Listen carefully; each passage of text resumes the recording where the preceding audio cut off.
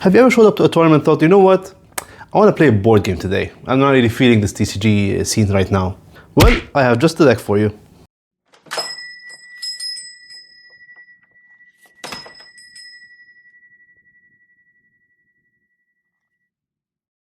So yes, at long last, it's been what, 2 years now, almost, since Tonoris first came out, and we finally have a viable way to play this deck. It's always been, you know, a fringe deck kind of. It's never been a really played deck, doesn't show results, it suffers from a lot of weaknesses. But as of late, with some new cards that we received in RDO and the recent errata to Reciprocity, the Proxia's Vault cards for Tonoris, the deck has kind of come together in a much better sense. And the list I'm showing you today is not my creation, it's the creation of Jimmy Lee, I'm sorry if I'm butchering your name, who recently went 4-2 at a regional a couple of weeks ago. And he kind of turned my attention back to this deck, which I tried Tonoris a while back, maybe like a year and a half ago, and I really struggled with making it work. It was very interesting, very fun to play, but it struggled against a lot of matchups. I want to make a bet and say that this will be a decent tier 2 deck. Possibly higher, not sure yet. I think it's going to be a tier 2 deck. However, with Oblation being gone, Seria being gone, Ascension being gone for the season, I think this deck is going to have a good chance. However, if there's a lot of fire aggro, this deck might struggle a bit because it needs some time to set up and go to level 3 and start doing its things. But even then, the deck has a lot of defensive tools, plus these are Guardians. Tonoris is a Guardian, so level 1 base 20, base 25 and base 30. So even in the early game, if you're just level 1 and level 2, fire aggro can slightly struggle to kill you if you have a good combination of defensive cards in combination with also your high HP. So that additional like +1 here and +3 here makes a difference to the fire aggro calculations. So in that sense, it has a decent chance, but we'll see. But anyway, here's the list. So first off, it's good that we were able to play the Spirit of Water. In the past, when this deck was built, we would play the Fragmented Spirit of Water to just kind of glimpse and fix our hand, because the deck would be bricky with the amount of domains you would play. But now, the deck has become much more consistent, and we were able to play the regular Spirit of Water. In addition, obviously, with Lost Providence, which we will show later on, you don't really struggle with the influence in the early to mid game. You kind of have a good grip the whole time, and you start building your strategy, basically building your lineage, you're building your army. So this is the lineage we have. Also, we're playing Domain Tonoris. Every recollection, you get to pick one of these unique domains and you summon them. Basically, summon them as in you generate them. They are unique token domains. So you would pick the one you want to use, depends on the situation. But yeah, this is the lineage, very standard, it's good to play this version. The sword version is nice, but I personally prefer this one. And then we have obviously Lost Providence, we have Reciprocity, we have Wayfinder's map, and we have a backup charger. So obviously Lost Providence helps you regain your influence when you go to level 3, which is something that Tonoris historically struggled with a bit. Reciprocity is amazing. First off, it costs 0, which could be seen as a hindrance because it can be hit by stuff like Reduce to Ash. However, overall, I would say it is a boon, it is a boost to this card rather than a nerf. So what you can do now is when you're Tonoris, you can pay 6 to activate this card from the material deck in the main phase, like Polaris, for example. But it costs 3 less for every non-token domain you control. So if you have the regular main deck, the domains, this costs, for each one of these, it costs 3 less. So if you have 2, this costs 0 basically. So bring it out from the material deck in the main phase for free. And then the amazing thing that they changed to this card, in the past, you would rest this, then remove a durability counter. It was a 3 durability weapon. And then you would negate up to 1 upkeep trigger and then summon a drone token. A drone token, obviously, if you don't know, is one of these. It's a 1/1 automaton. What they changed now is you no longer remove a durability counter. So you rest this and you get up to 1 upkeep. So up to 1 upkeep means it could be 0. So you do this every turn and get a free drone token, a free 1/1, which, as you know, this quickly gets out of hand. Wayfinder's map is very cool. It's either you play it to reduce the cost of all your domains that you play by 1, or in the mid to late game, if you just need a draw, it becomes a GCR. Once you have 3 domains, you just bring this out, banish it and draw 1, which obviously in the late game, when you start generating these token domains, much easier. And backup charge is obviously standard. You know, you need the consistency. Sometimes you just wanna, you pass your turn with nothing, you play this, you then refactor it to power cell, etc. I mean, very standard. Then we have our late game strategy cards. So we have these 2 advanced elements. and these 2 cards. So basically, this is your kill card, one of your kill cards. You bring it out. It costs 2, unfortunately, extra reserve to attack with, but that's fine because it gets +1 for every token you control. So in the late game, it's going to be hitting for 10 and 12, you know, as if it's a Jinn spear. This is a very, very, very outdated and very bad reliquary that says costs 1, also doesn't even cost 0. At the beginning of your end phase, if you control 4 or more tokens, you draw into memory. So don't even draw into hand. And it's in the end phase, and you have to have 4 tokens. So obviously this is old card design before power creep hit and gave us something like reliquary. But it's fine. I used to dislike this card, but given that now our influence is not so diminished, it's fine to play this because you can just play the long game, and this will give you advantage over several turns. Chalice of Blood is very standard. You play it with any champion that has high health, that takes a lot of damage, like CL for example. Same thing here. You go to 20 damage, you get to draw 2. Lantern, this is your 1 flex spot. In my meta, in the store that I play with, if I have to pick 1 hate regalia, it is Lantern. Because it hits Suzaku, it hits Genbu, which Genbu is a tough matchup for this deck. It can be a tough matchup if you don't draw the right cards, because water decks, it's very grindy basically, and the only way you do damage is by combat. So if they out your Lantern somehow, and then you just have to stare at the Genbu the whole game, you can't kill them usually, but they can't kill you either. So they'll just stall you out and they mill you out, which is why you can in the side deck play something like this. But I won't cover the side deck obviously because it differs based on your where you're playing. It's an Ascent, a Locust, etc. So yeah, pick the card you want to put here, and yeah, it's up to you. All right, so for the main deck, we have obviously the domain package. So we have these 4 of this, 4 of this, 4 of this. For these, all you care about is play it on enter, draw into memory. Simple as that. You start upping your count of domains, and you go neutral, you get to draw back into your memory. So they pay for themselves. This is obviously better because it's a 2 cost. It does the same thing as this, but this one's a 3 cost. So you want to see this usually more than this. Some decks will even cut this to 3 or 2, depends. I think 4 and 4 is fine. This one is a really big boost, Exalted Norwegian Throne. Basically, when you play it, it says all your allies get +1 power and +1 health. And that, obviously, when you have an army of drones and tokens and allies, is insane. However, there is a risky upkeep. At the beginning of your recollection phase, if you control 4 or fewer other domains, sacrifice it. So this is risky to play in the early game, unless obviously you have Reciprocity, which can negate the upkeep of this card. So you rest it, negate the upkeep of Exalted Norwegian Throne. However, if they want to play around this, they would out this in their end phase before they end their turn. You would go to your turn, this would trigger, and you have no way to prevent the upkeep. If you don't have enough domains, it kills itself. So that's a risk you have to keep in mind. Ideally, try to play this when you have the token domains as well, and you have enough to fulfill the upkeep without Reciprocity, if you're worried about this, or have a negate to protect this. But yeah, I used to play 2 of this and 2 of Mad Tea Party. Mad Tea Party, as you know, is really cool. Every time an ally enters the field, you heal 1. It doesn't matter if it's your ally or the opponent's ally. So with the amount of drones you'll be summoning every turn, and every turn, you have so many different drones entering the field, their allies are entering the field, etc. You're just healing a lot, constantly healing throughout the whole game. However, this card lets you beat the opponent faster, because in the early game, as I said, the Reciprocity keeps this alive, even if you don't have enough domains. So you can start pushing for game early on, and that's the thing I missed when I played 2 Mad Tea Party instead of 2 of this. So I've decided to play 4 again. I think the boost of damage you can get from this card is needed. So yeah. Now onto one of my favorite parts of this deck. We have the guide package. And my favorite guide in the entire game is Academy Guide. Academy Guide is a slapped-on card. When it first came out, it had a lot of hype, but then people realized it's very easy to out this card. So you would commit 3 into this and then just die, and there's no point. So, however, Tonoris is uniquely positioned to be able to protect this card, because Tonoris is level 1, as you know, gives you a taunt on enter. Tonoris gets a taunt on enter. So he will protect all his allies, which fits on theme.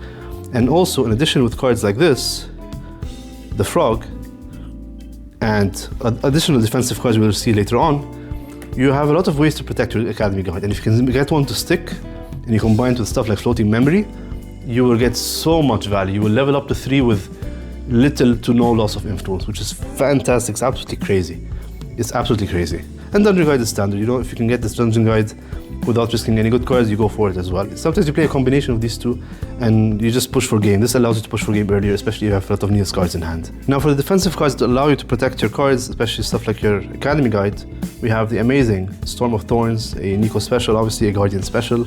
We have Diffusive Block, I'm missing one alt art still.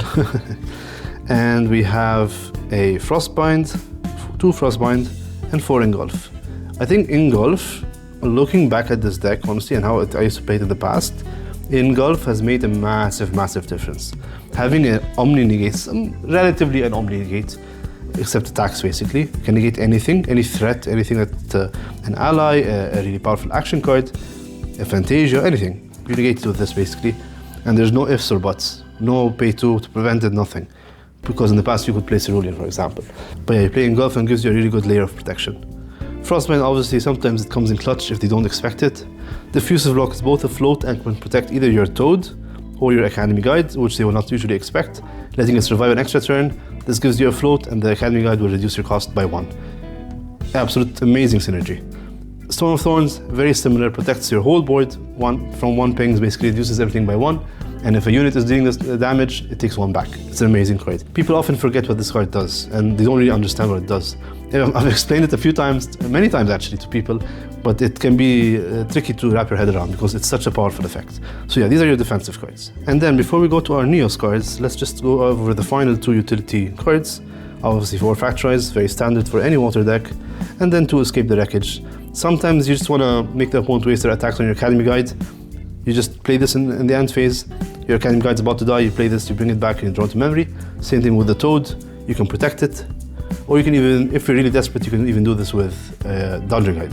And yes, one last thing, you can also use this on Atmos, on the Atmos unique ally, the Neos Atmos, which if her shields are gone, they were destroyed, you can recycle her, get her back to your memory, next turn play her again, get your shields back. So yeah, very versatile card. Surprisingly, this was one of my biggest surprises seeing them play this card in this deck, and I'm really impressed with it. And then for the Neos Element cards, we have Neos Sight. I'm a big believer in this card. It's literally a +1. When you have 8 objects, you get to draw into hand and draw into memory.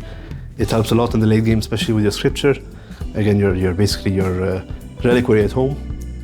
Then we have the best ally in the whole deck, if not, honestly, one of the best cards, if not the best card in the whole deck, Atmos type Ares. This card does it all. So it's a 3 cost, 3/5 that just also brings shields, and it's just absolutely nuts. People hate seeing these cards. So basically what the shields do is, first off, she gets +1 power for every shield, one of these Atmos shields on the field, so she becomes a 3/5. And additionally, these cards say, you can rest it, and it says the next time target Neos element unit would take non-combat damage this turn, prevent 2 of that damage. So it can defend this card, and it can defend your champion usually. So against your champion, it can prevent stuff like Razor Gale. Against this, maybe like a kind of ping to try and kill it. Any kind of spell damage here and there, it's so cool. And you do it every turn. And then the second effect is kind of like Tristan's Shadows, where if a Neos element unit to be attacked, you can redirect the attack to this. And it doesn't rest to do that. So you can rest to prevent non-combat damage to a Neos element unit and then redirect to it an attack. So that's crazy against Gembu, against Diana, against any deck that wants to do like big slams of damage like a Heavy Swing in CL, for example. This checks all of them. It's amazing. And that's why I said if they happen to kill these, you can escape the wreckage, bring this back, and then loop it again. Really cool card. Amazing, amazing card. Literally makes the deck. Continuing the aggression, we have 4 Blade of Creation. This is a very, very solid card. Blade of Creation is a cleave, and it's in a deck like this, especially when they stealth their champion, if you do something like Innervate Agility, or if you're trying to kill something that has stealth that's head, or they have a big board like a slime board, you just cleave. And it's a 7 cost, but it costs 1 less for every token you control. And again, in the late game, that's going to be a lot. And you combine this with your Archon Broadsword, you can cleave for 14, cleave for 13, cleave for 12 damage. Really, really big threat. Really big threat. Then one of the newer cards that really put this deck on the map, to be honest, in my opinion, this is the card that really put this deck on the map. Mostly put this deck on the map in addition to Reciprocity, Iron Halo. This card is insane. This card single-handedly checks Razor Gale, literally. It is a siegeable domain for 3, so it costs 3 and has 3 durability counters. And it says, if damage will be dealt to another object you control, prevent 2 of that damage. Anything, a token, a champion, an ally, anything would take damage, we prevent 2. It's literally a force field, as you can see. So every single ping of Razor Gale is prevented by this. And the nice thing with this card also is that it is self-sustaining. At the beginning of your end phase, put a durability counter on Iron Halo for each of up to 2 tokens you control. So if you have 2 tokens, it gets 2 durability in the end phase. It goes to 5, and then 7, and then 9. If they're not threatening this, it's going to keep accumulating counters, and it's become so much difficult to kill. This is a fantastic card. It's the bane of existence of so many decks, and it helps with the survivability of Tonoris a lot. And then finally we have a card that really surprised me when I saw them playing this. Clockwork Amalgam. I had this card in my bulk binder for the longest time. It was like, oh, it's just a Neos card, it's an SR, whatever, maybe it'll come up later on, maybe in Pantheon, whatever. But then I discovered what you could actually do with this card. Amalgam says it costs 5, but obviously class bonus costs 2 less. It enters the field as a copy of any ally or weapon on the field, except it has, at the beginning of your recollection phase, you may return this object to your hand. What does this mean? Your opponent has a big ally, maybe like a 4/5 taunter. You bring this out, it becomes that 4/5 taunter. Exact copy of it. However, so if the gears are clicking in your head to understand what this means, this can target Shenjus. This can enter the field as a 4/12 Seiryu or a Genbu. But you might be thinking, how? But this is a spell. And those Shenjus have spell shot. Haha, that's the thing. I thought the same thing. However, this doesn't say target. It says enters the field as a copy of any ally on the field. It doesn't say of target ally. And it also, as far as I know the ruling, it's entering as a copy. There's no targeting happening. It just enters and becomes a thing. That's it. But yeah, this card is, oh my goodness. Whenever I show this card to anyone, they can't believe what they're reading. It's such a non-GA effect. It feels more of like a Magic card, copying a kind of indiscriminate copying of something. That's insanely cool, honestly. This is so cool. I've used it, for example, against slimes once. They were putting so many walls, and I needed some defenses of my own. So I'll bring it out, and I create I think it's a Slime King they had. So I'd make a 4/5 taunter, basically. I cannot attack with it, has pride, it's fine. It saves me a turn. In the recollection phase, I bring it back to hand. Either it becomes additional influence in my hand, or I can convert it to something else, like a Storm Slime. You know, a 3/1. I don't get the on-enter because I don't have banished slime cards, but I would have a 3-body basically, or an ethereal that has true sight, just to kill like a Dream Fairy or something. The flexibility with this card is off the charts. I love this card. I really love this card. If it's not that great in your deck or in where you play, you could consider swapping it out for Cordelia. Cordelia is a unique ally. Basically, what she says is she is a 3/4, and on enter she summons 2 drone tokens, and she basically makes all your tokens have reservable. So if you have a token you don't want to attack with or it's not doing anything, you can just rest it as a reservable token. And even though she costs 5, by bringing out 2 tokens immediately, you can either use them to attack or use them to rest them to pay for something else. So it's just kind of a 3 cost, kind of, if you squint hard enough. But yeah, it's in the side deck. Sometimes when this is not that great in the matchup, I bring her out because I need the pressure. I need the allies on the board, especially if they Dream Fairy is my type Aries basically, or I'm not seeing her. I need more ways to see aggression. You could do that. So yeah, that's the deck. Very cool deck. Very cool deck. And I'll show you a picture on the screen of boards I've created with this deck. You will literally have your entire board be filled with cards, and it's tough to keep track of when you have like armies on the board, swords, shield, you're generating things every turn. You know, you're generating things every turn, you have power cells. And don't forget, you can also use your power cells to boost your drones. Something people forget about. You know, you literally have an army. You will literally have an army. And it's so freaking cool. I've never played any deck like this. I think the closest to this is probably like white and magic. If you play white and magic, white color. I think overall this deck is probably like Azorius, blue-white. The equivalent of a blue-white deck. But yeah, absolutely cool deck. I would really recommend you playing this and testing it. It's not very expensive. I think the most expensive thing, probably Lost Providence, but just get the reprint. And the Academy guys, I think they're like $25, $28. But other than that, and engulfs maybe are 10, yeah. But look, I think it's about $300 deck, $200 to $300 deck, depending on if you can get some deals here and there. But trust me, it's so rewarding, it's so fun to play. And it teaches you to start thinking in a different way when you're playing card games, especially playing GA, because you have to keep track of so many different things. It builds your, let's say, your mental agility, in a sense. You have to keep track of so many different things, but if you get to master that aspect, it will also be a boon to you because the opponent will struggle to keep up. They'll be like, okay, you have tokens here, you have defenses here, you have redirect with the shield, you have this, you have that, oh, you have also cards in hand, maybe you have negates, you have defensive cards.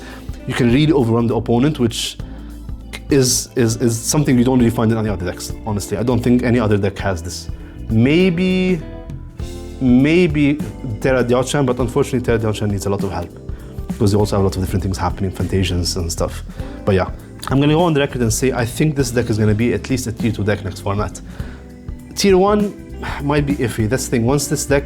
Once people start preparing for this deck, it becomes harder to win with. But still, trust me, play this deck. You're gonna love it. It's so fun. So yeah, that's the video. Thank you so much for watching. Liking the video really helps. Subscribing even better. And let me know what you think. And let me know if you've ever played this deck. Actually, if you've played this deck, I want to hear your thoughts. Maybe we can theory craft some things about Tonoris and this whole domain build. Obviously, you can play Eternal Kingdom. It's a 4-cost domain that makes all your domains reservable, but it can be a bit bricky. That's the thing. It's a high cost 4, and it has upkeep of reserving to paying 2 to reserve to protect itself every turn. It's a bit clunky, but it can work. I've not written it off entirely. I think it can work, but this is the version I'm really happy with right now, Jimmy's version. It's absolutely so fun to play, so fun to play. No one will have ever faced any deck like this in GA. I guarantee it. And people are either going to be like applauding you or hating you. I've had Xander players dish hate at me because of this deck. And I'm like, oh, this is crazy. A Xander player hating Tonoris in 2026 is crazy. But yeah, it's a lot of fun. Go and play it.